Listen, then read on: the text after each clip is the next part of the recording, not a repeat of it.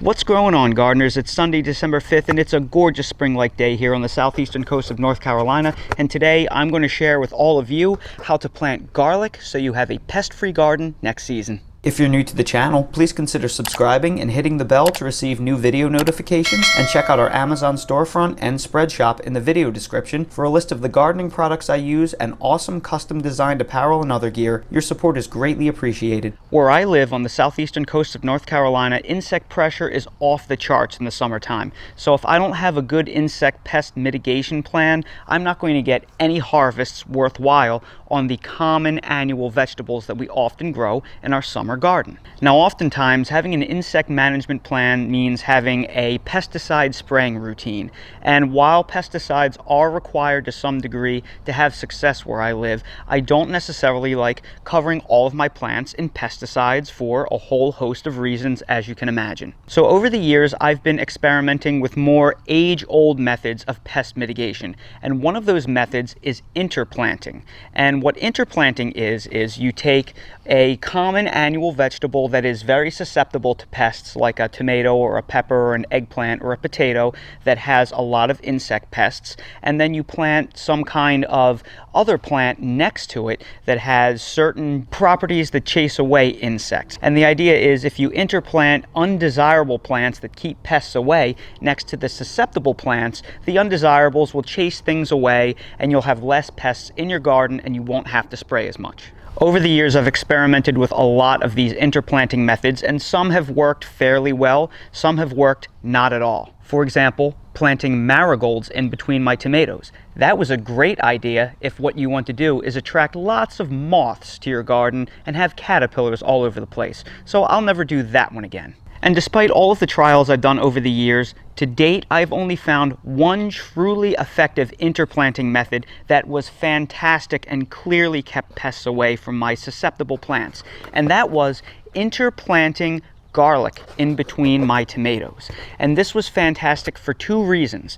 Number one, garlic is very shallow rooted, whereas tomatoes are very deep rooted, so the roots don't directly compete. So you can plant your garlic up high and your tomatoes will root down low, and they don't really compete with each other and compete for nutrients. So they are good companions just if you want to save a lot of space in your garden. And number two, something about the garlic, I'm guessing the odor really does fantastic at keeping the pests away. So well does this work that I have really no pest pressure at all on my tomatoes until I eventually harvest my garlic. And at that point, like clockwork, when I harvest the garlic, the pests tend to move in. And while some of this might be somewhat coincidental because it just so happens to be that I harvest garlic at the peak of the summer heat, and that's when insect pressure tends to be the worst, it is plainly clear that it is having an effect because of how it's like flipping a light switch, that the pests start moving in as soon as I remove the garlic from my garden. So impressed am I with this method that I will probably never not interplant my garlic and tomatoes as long as this method keeps working for me.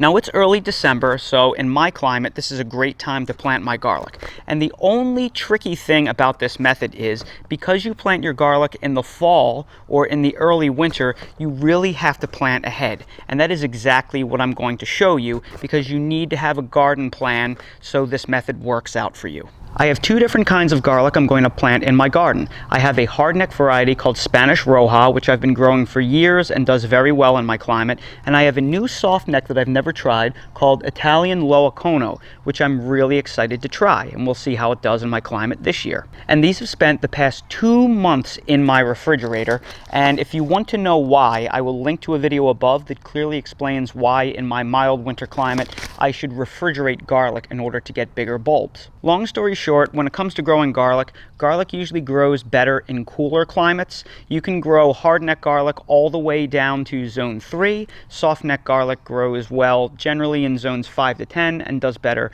in warmer weather, but they all like the cool. So giving them some cold in the fridge before planting really helps their germination rates and leads to bigger bulbs. Now, I'm not going to get into hardneck versus softneck in this video, and I will link to a complete guide to planting garlic above if you want to see why. So if you're new to garlic planting, I recommend you watch that video. This is going to focus more on pest mitigation efforts, and I will show you how I plan out my garden so you know exactly how you can interplant your garden for pest success next year. Now, as I said, because I'm effectively planting my garlic 5 months before I'm going to transplant tomatoes into my garden beds, planning is everything. And what you see right here is you have garden stakes placed all over the place.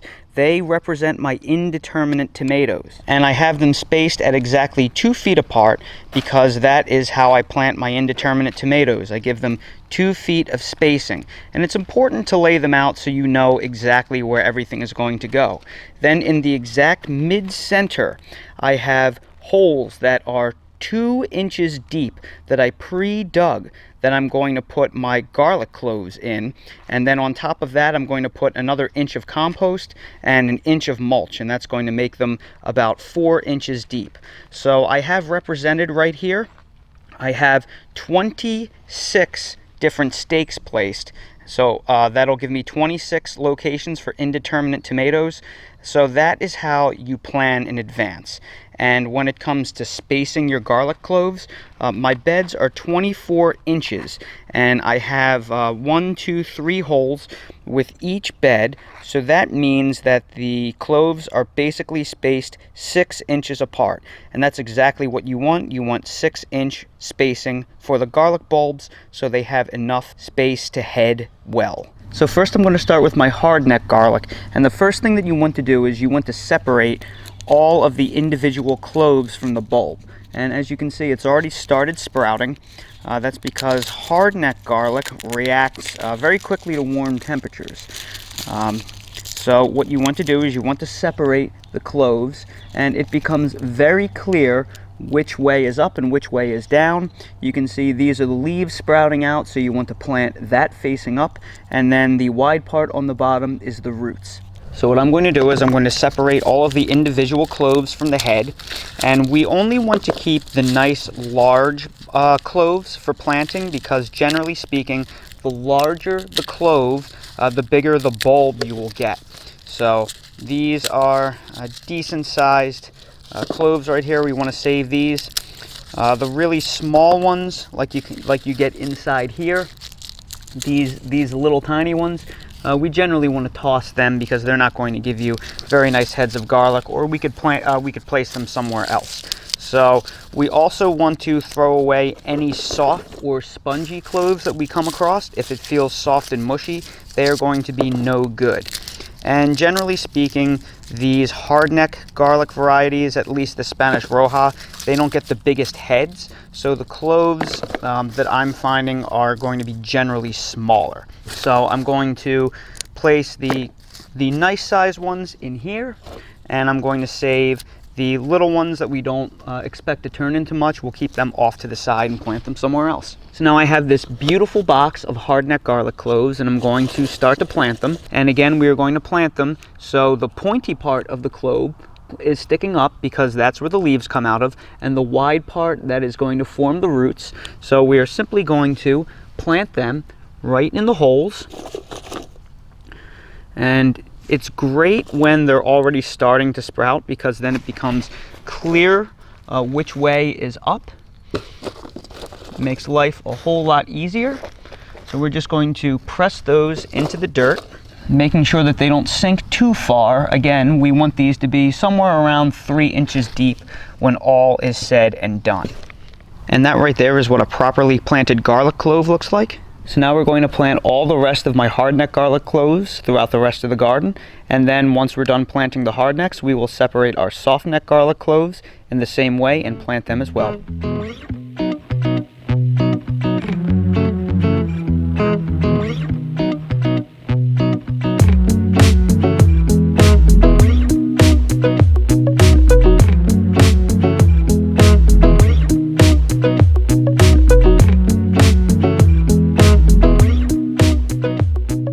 Now that the garlic has been planted, we need to fertilize it, and garlic has a very long, slow growing period over many, many months. So we want to make sure we feed it with a slow release organic style fertilizer that will take many months to break down.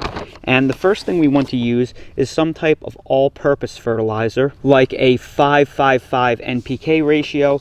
This is a 5-4-4 NPK ratio. It's close enough. Whatever you find that's organic and generally all-purpose, whether it's a 5-5-5, a 4-5-4, a 3-5-6, it doesn't matter. Just make sure that all N, P, and K are represented and that they're low numbers, generally below 5, and make sure it's organic so it feeds your soil, not just the plant itself. Then on top of that, we are going to use bone meal. And bone meal is a source of phosphorus. It has an NPK ratio of 2:14:0. So it's 14% phosphate and 15% actually calcium as well. And this is critical for root development, and it's really good to dust your planting holes with this bone meal. So I'm going to show you how easy it is to fertilize your garlic. I'm simply going to dust both of them with a handful of each fertilizer.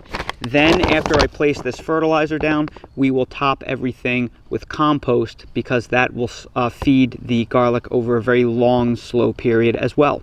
And again, this couldn't be any easier. We're just going to take a handful of the organic slow release, and we're just going to dress each planting hole by sprinkling it on top.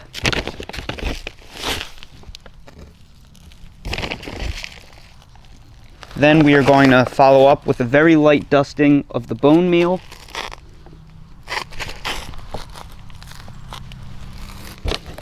And then when that is all done, we are just going to backfill each planting hole and lightly tap down the soil, just using a very light pressure to make sure that there are no voids anywhere in that soil, because if there are voids in that soil, your garlic bulbs, or your garlic cloves rather, may not root.